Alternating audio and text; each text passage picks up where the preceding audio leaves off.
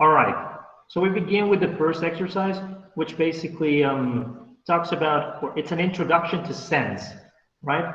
We say that sense is part of the meaning of words. We say that sometimes words can have more than one meaning, and those meanings we call them senses, right? Those senses they have relationships in the network of the language. They are related to other senses of the same word, or they are related to the senses of different words. And basically what it says, all right, it says the first of these semantic, the term from reference to sense, the sense of an expression is its place in a system of semantic relationships with other expressions in the language. The first of these semantic relationships that we will mention is sameness of meaning, an intuitive concept which we will illustrate by example. We will deal first with the senses of words in context.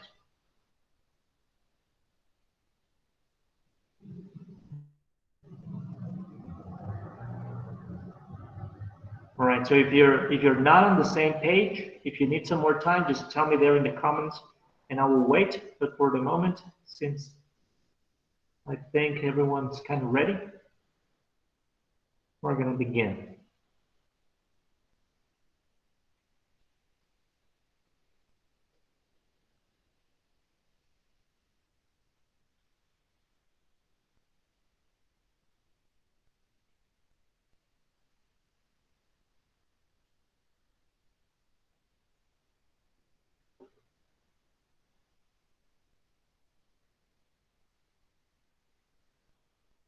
Okay, so the first exercise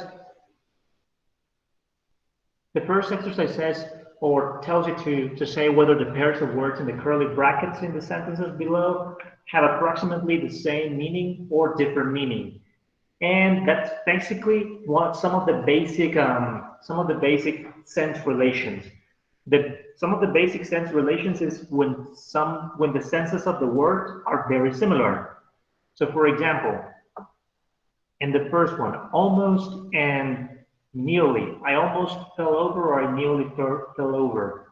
We might say that these two senses are kind of the same, or they share some similarities. So there is some sameness, right? In the second one, it is probable or likely that Raymond will be here tomorrow. Well, that is also very similar. Sameness. Third one, your gatepost doesn't seem to be quite vertical or upright. These two, yeah, they also share similarities. So we would say that they have sameness of meaning. He painted the fireplace aquamarine or vermilion. So aquamarine is basically like a shade of blue, like very light blue. And vermilion, if I remember correctly, is like a shade of red, like a very deep red. So these ones, nope, they don't share the same meaning, or the meanings are very different. So we say that there's a different meaning. I'll see you on Wednesday or Thursday. These two, obviously, different meanings. They obviously have different meanings.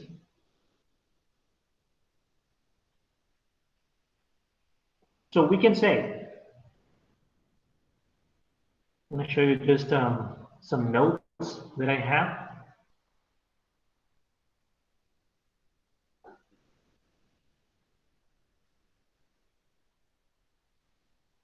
All right, so basically sense can be defined as part of the meaning of a word that stands in a network of relationships with other senses in a language. It can be the senses of the same word, its own senses, that means the senses of the same word, or the senses of other words. And some basic distinctions, some basic sense relations are sameness of meaning, where when two words have similar senses, we can call that synonymy. Or when two senses are kind of different, which we may call antonymy, right? So that's the easy part in this in describing that.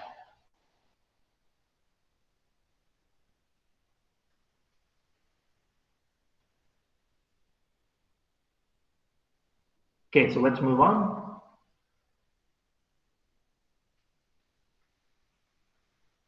Second exercise.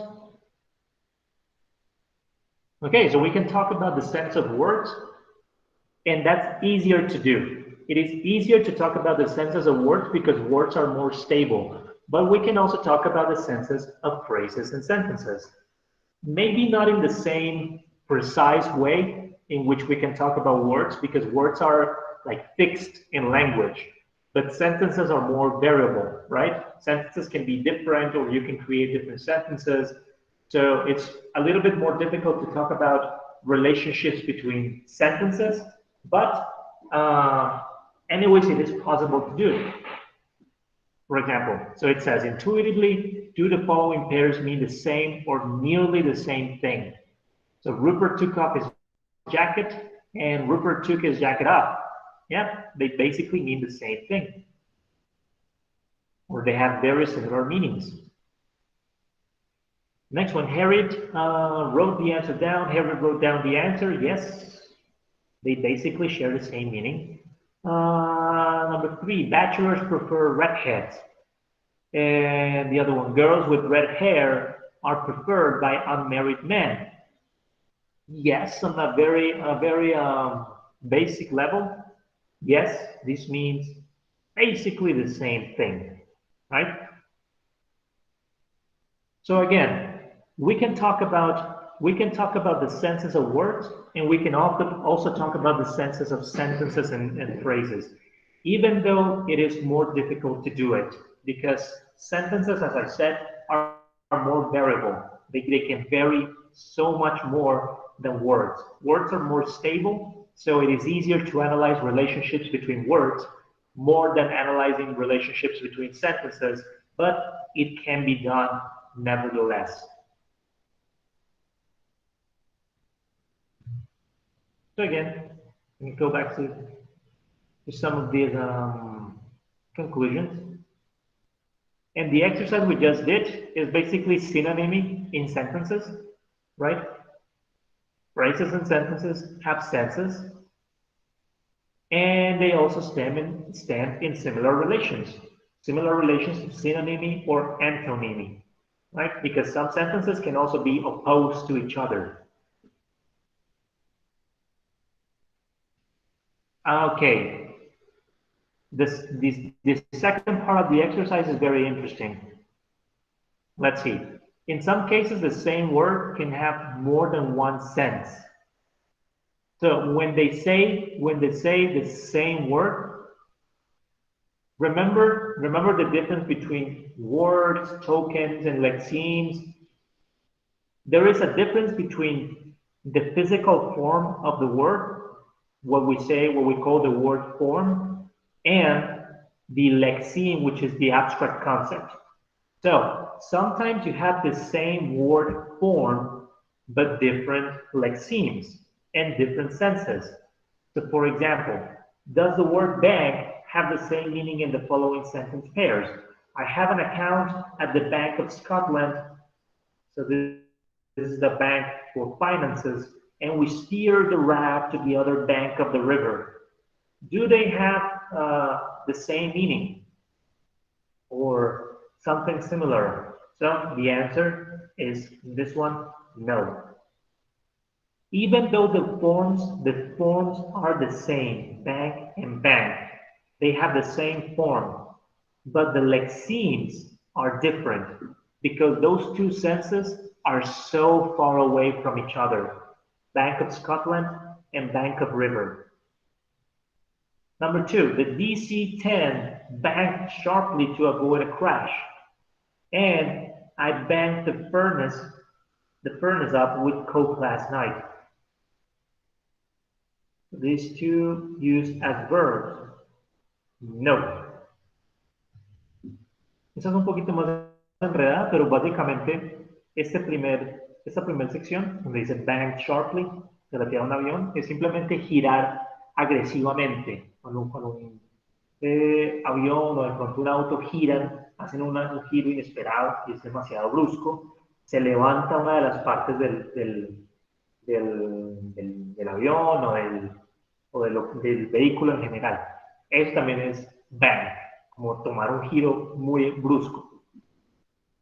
Y este otro bang es como llenar, como apilar. Entonces, como el significado es como básicamente como que llené o embarré el horno con Coca-Cola.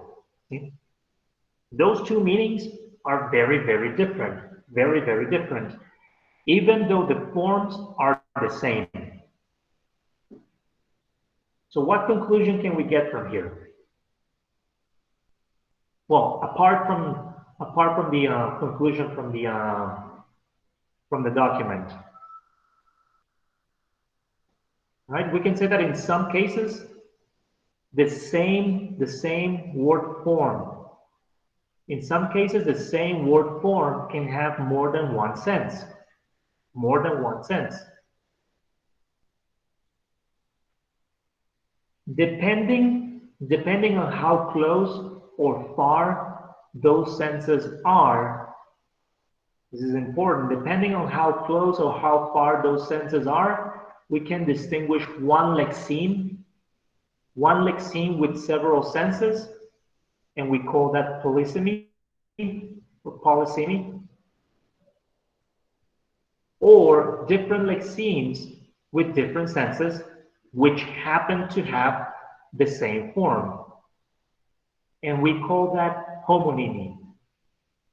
Don't worry, we're going to see this a little bit more deeply in the future. We're going to see this. These are some types of lexical or sense relations.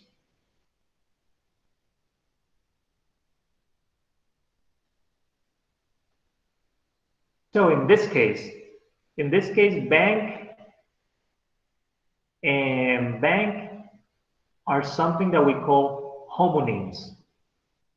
And this bank and this bank, they have the same relationship. They are homonyms.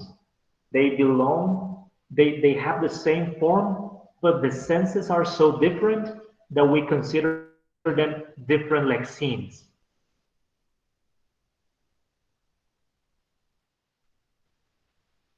That's why in the comment section there is this bank one, bank two, because sometimes the dictionaries distinguish those situations like this. They say bank one is one lexeme, bank two is another lexeme, so people don't get confused when they look for those words in the dictionary. All right, moving on.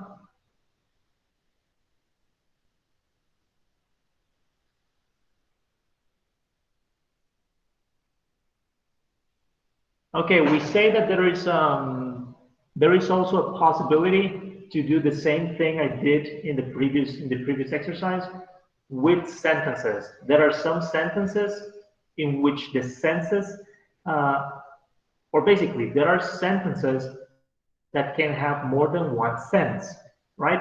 And those sentences can be related or very, very different. So the exercise says, write down two sentences bringing out clearly the two different meanings of the chicken is ready to eat, right? And in these cases, we can say,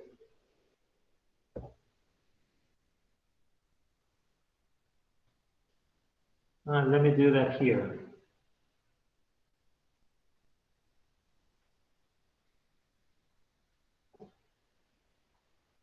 I think it's easier if I do this here.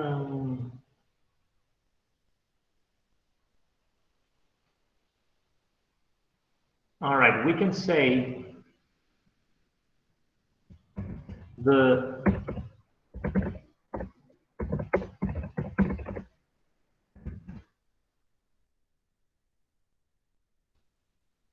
Chicken is ready to be eaten. That can be one. That's one of the senses. And the other one is, I can say the chicken is ready to eat, I don't know, its food.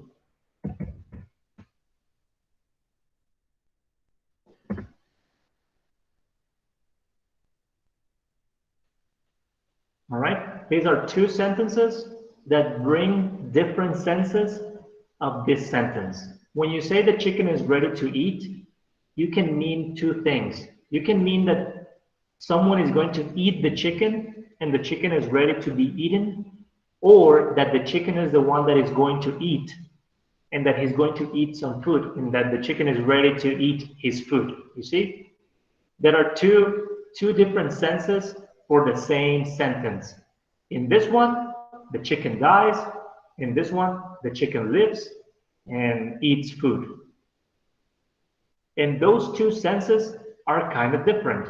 So we can also say that there can be different senses for the same sentence.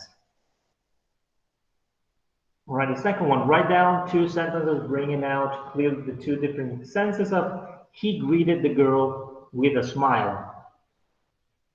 So let's do that again.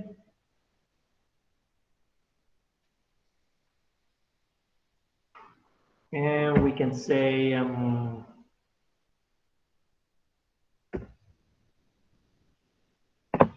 let's see, we can change the place and we can say with a smile, he greeted the girl. And we can also say he greeted the girl who was smiling.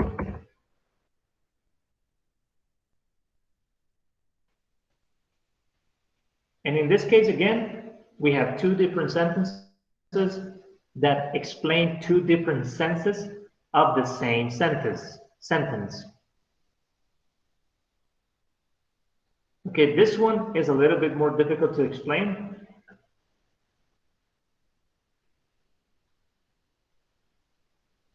But let's try it anyways.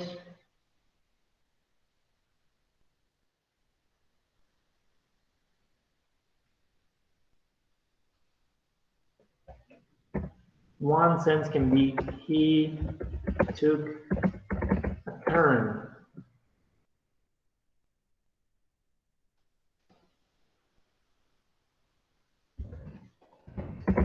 on the field. And the other one can be he removed part of the field.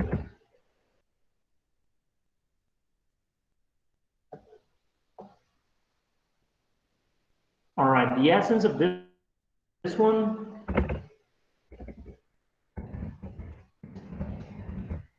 is that one of those meanings is like changing directions. So when we say he took a turn on the field, what we mean is that you change the direction of the field. You change direction. You were moving on the field. Maybe you're driving on a field and you change your direction. So that means he turned over the field. And the other meaning is he removed part of the field, or he removed the dirt or the earth on the field. For example, like this.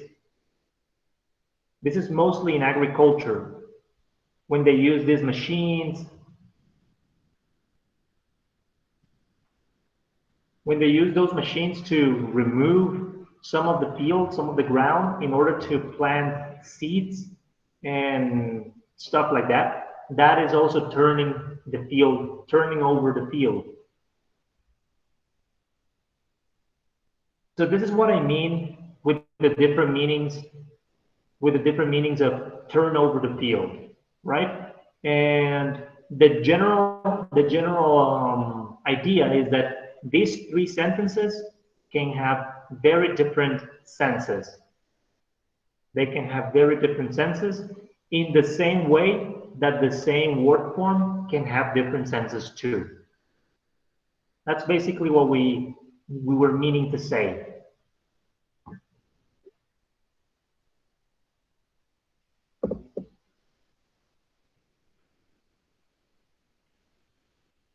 Right? And a conclusion that we can get from this is that sentences, we can have more than one sense depending on their structure.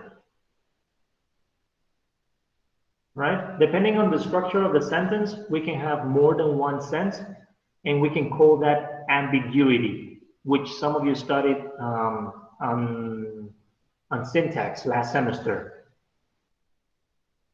And so we can say that the senses of the sentences can also have synonymy, they can be similar, or they can also be different. They can have antonymy.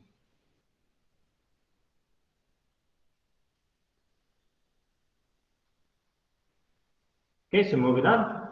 For the moment, do we have any questions so far?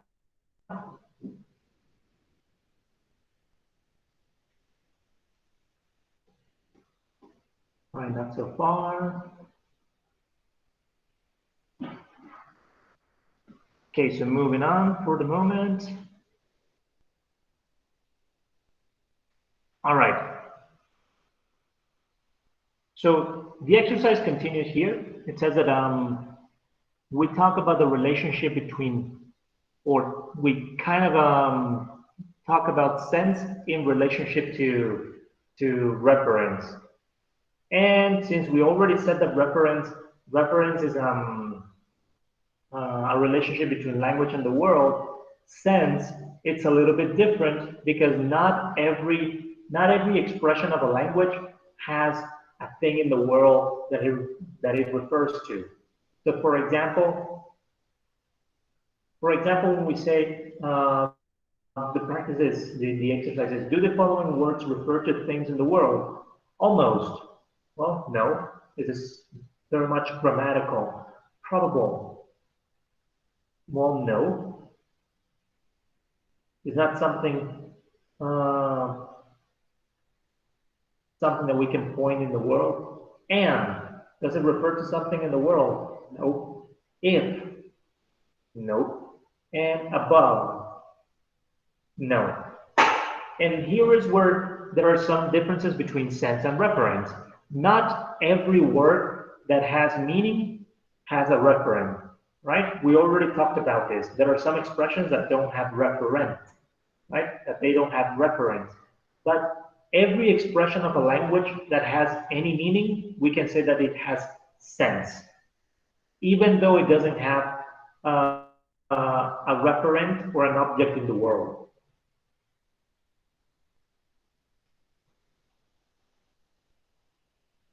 Okay, the second practice, it says, when you look up the meaning of a word in the dictionary, what do you find there? It's referent or an expression with the same sense. So we say that we find this, an expression with the same sense. We don't find the referent because that would be weird. If you open the dictionary and you find objects, that would be a very, very futuristic dictionary, because dictionaries don't really have objects, and pictures are not the same. I mean objects. They really don't. When you look for the meaning of a word, you're going to find more words that explain the sense of the word. Is a dictionary full of words or full of things? So we say that it is full of words. Could a foreigner learn the meanings of his very first words of English by having their typical reference pointed out to him? This is ostension, by the way. We say yes. Could a foreigner learn the meanings of his very first words of English by looking them up in an English dictionary? And this is the thing, English dictionary. We are not talking about a bilingual dictionary. We are talking about an English dictionary that has English definitions. If you're a Spanish speaker and you're trying to learn your first words of English, do you look for those words in an English dictionary? No, it's going to be very difficult for you to do that.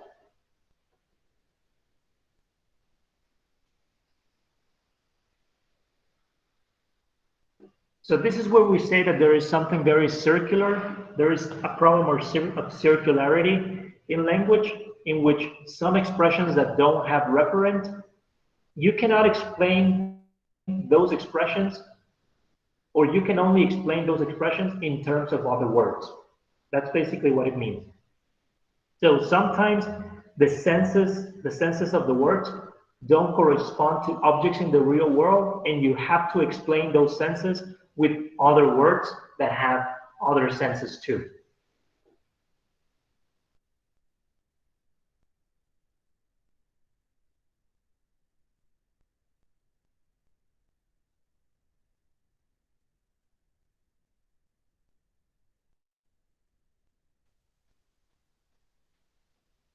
Okay, some conclusions from this is that senses are abstractions. When we talk about the sense of a word, we are talking about kind of a very abstract concepts. So that means that they don't always correspond to entities in the world. They don't always correspond to entities in the world. That's something that you just need to get used to. And actually, it's very intuitive because you, as a Spanish speaker and as an English speaker now, you understand many concepts, you understand many words that don't have a real reference in the world. But anyways, you understand them and you can talk about them. So that means that you can at a very instinctive level, you can understand what sense is. When you feel like you understand a word, that's what a sense is. That's part of the meaning of that word. Even though those words don't have objects in the real world, or maybe you have never seen those objects in the real world, you understand the concepts because you understand the senses. It's something very weird, I know, but it's also very intuitive and very instinctive because you all have those senses in your head and you all understand them.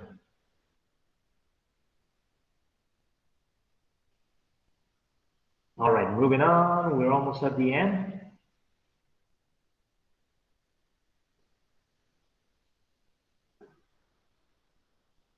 Okay, we say that, or the material says that normally the senses of propositions are correspondent to complete thoughts. So we can translate those senses in different languages. Okay, but let's do this one first. So it says, are the senses of the following expressions propositions? Remember that a proposition is a complete thought. So it says, Johnny has got a new teacher. Yes, we might say yes. This sense is a proposition. This one, a new teacher. Nope, this is not a complete thought. Johnny, just Johnny. Nope, again, not a complete thought. Let's see the last one. This is the house that Jack built. Yes, this is a proposition because it is a complete thought. Okay, so a proposition has a complete thought. That means that the sense is complete. And we can translate that sense into different languages. So for example, do Mr. Bird, let's try to do this one in French.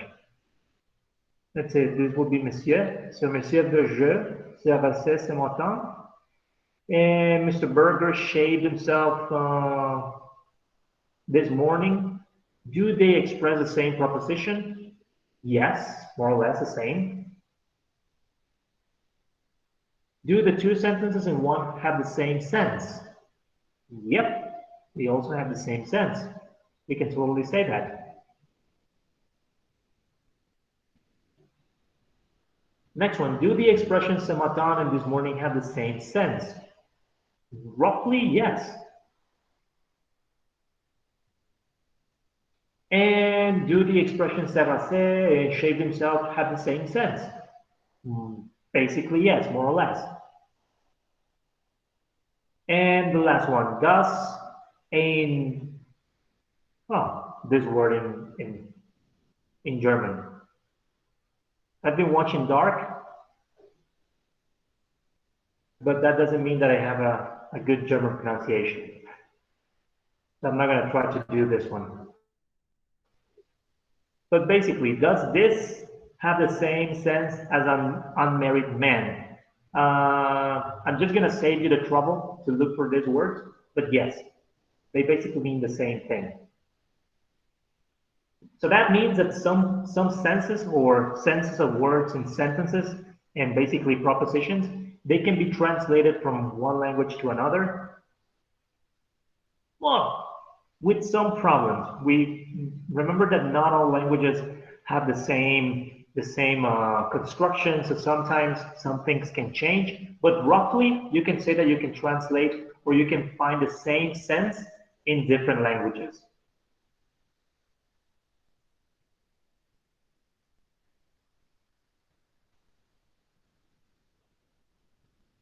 All right, all right. And you can also talk about the same sense in different dialects. For example, do pavement in British English and sidewalk in American English have the same sense?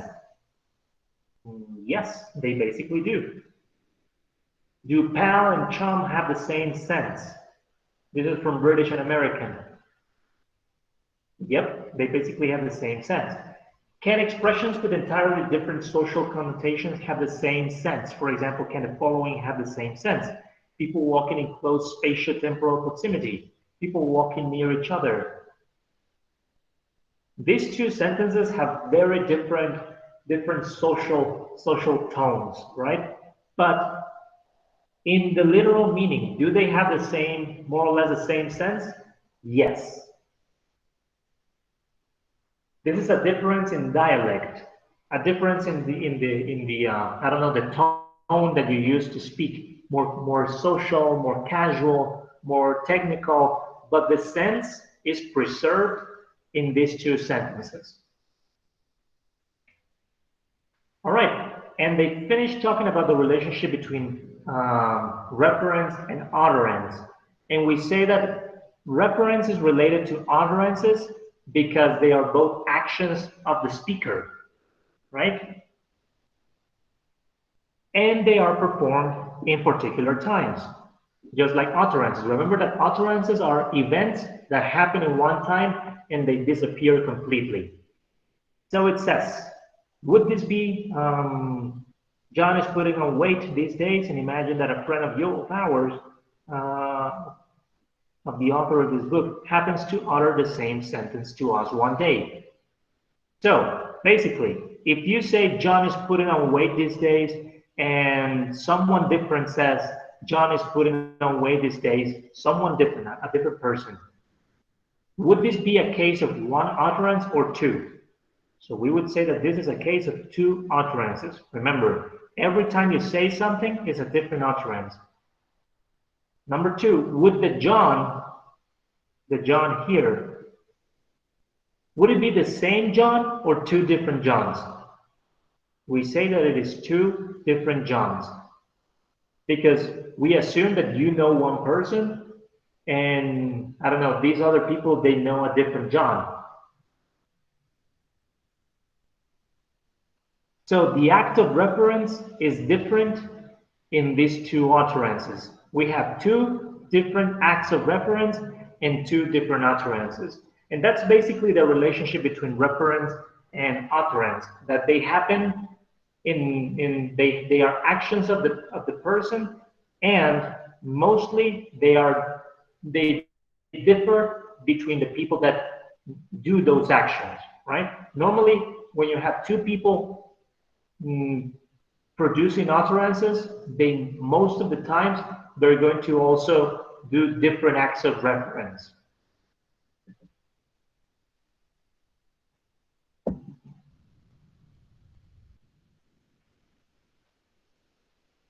Okay, but admittedly, this part is not so important.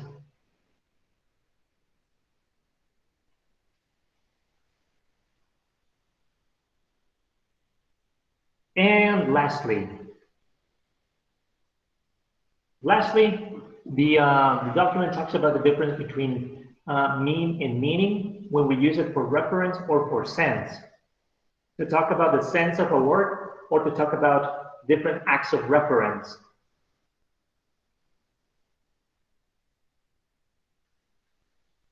So the exercise says, try to tell or distinguish when the word mean or meant or meaning is being used for reference or for sense. So in number one, when Helen mentioned the fruitcake, she meant that rock hard object in the middle of the table. Would that be reference or sense? In this case, we said that it is reference.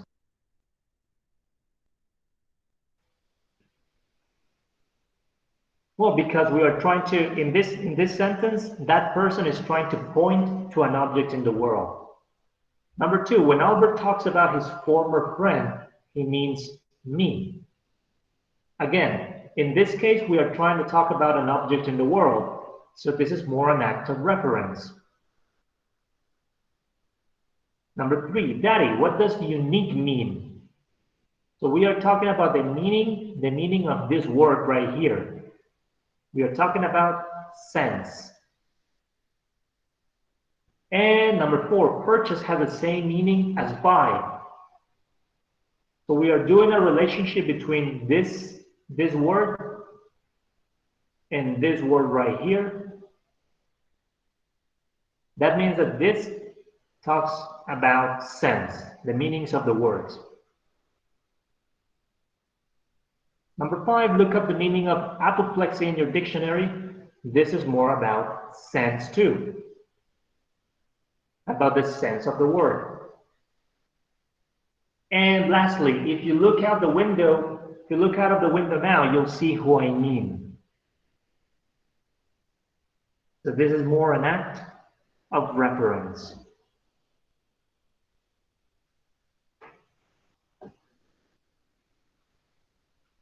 All right, so this part of the exercises, this part of the chapter is basically for you to understand the distinction or the difference between reference, which is a relationship between language and the world, and sense, which is a relationship between language and language itself. You see, a relationship of words with other words. That's basically what sense is.